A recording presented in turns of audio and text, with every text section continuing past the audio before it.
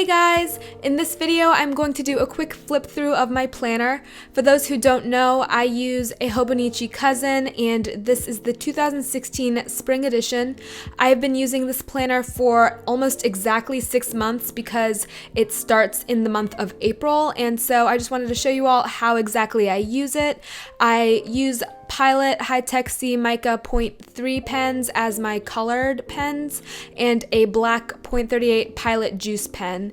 And I also use this like Tombow roller adhesive to stick down sticky notes, and I also like to use a bunch of other decorative stationery items as well. The first page in this planner is a yearly overview, and next are vertical monthly layouts that I use to track certain things, and next are the full box calendar monthly spreads.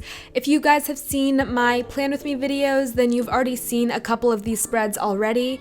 As you all know, I really enjoy planning out my months. I think it's really useful for me to signify certain events with washi tape or with stickers, just to really draw my attention to them and really be able to anticipate what's coming up.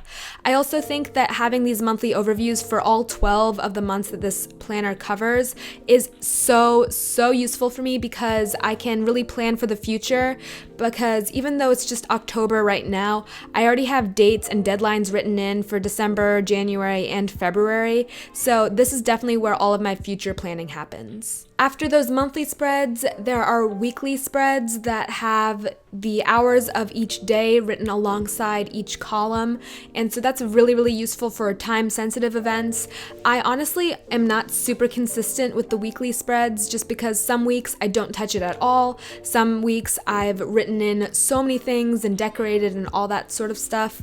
So it really just depends on how busy I am and if I really need to plan out my time and structure my days even more than what I would do in my daily and monthly spreads. So the weekly spreads are sort of an optional thing for me that I sometimes use and sometimes don't use. So next, after all of those weekly spreads, there are the daily spreads, and this takes up the majority of the actual planner.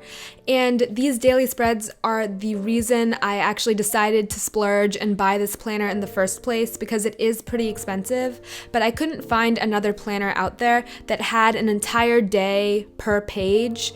And I found that this was really useful for me because I had enough room for me to really bullet journal within my planner, and that's what I do in each daily page.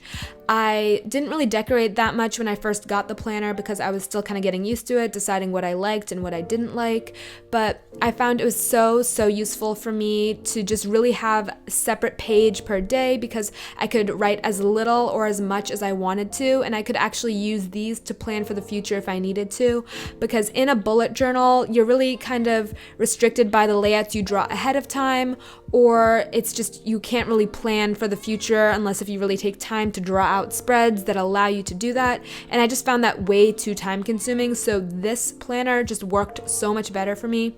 I do use a color coding system for my tasks and events, and I talked about that in my planner setup video that I did a couple of months ago, but basically I really just use each day as a page for my to-do list for everything I want to get done that day. I find it is really useful. There are some days I don't use the page, and I think that's completely okay. I was kind of guilty about it at first because I felt like I was just wasting the paper, but I think I'll go back and use those pages to like do either like pen tests or to doodle or something like that, just because I think that I don't want to force myself to plan if I don't need to plan for that day, or if I'm doing a corresponding spread in my bullet journal instead of using my planner that day, different things like that.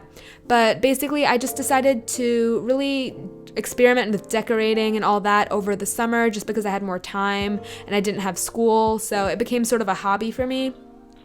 So all in all, I'm very happy with this planner. Even like 6 months after using it, like I'm still really excited to like write in all the things I have to do and, you know, have the satisfaction of crossing off everything that I've already completed. And so I'm just really excited for another 6 months in this planner before I hopefully switch to the 2017 version of this planner. If you liked this video, please give it a thumbs up. Subscribe to my YouTube channel because I post videos every Wednesday and Sunday. You can add me on Snapchat and follow me on Instagram and my Tumblr account. Bye guys!